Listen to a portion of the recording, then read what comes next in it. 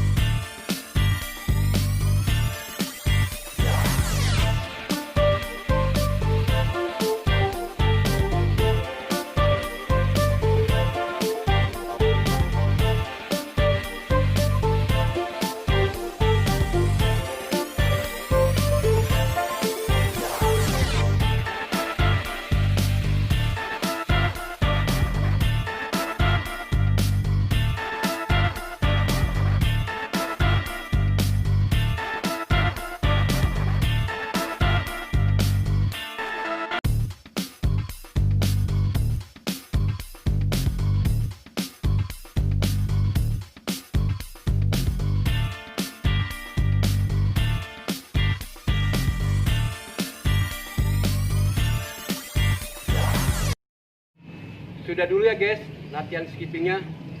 Semoga bermanfaat dan selamat berlatih. Sampai jumpa.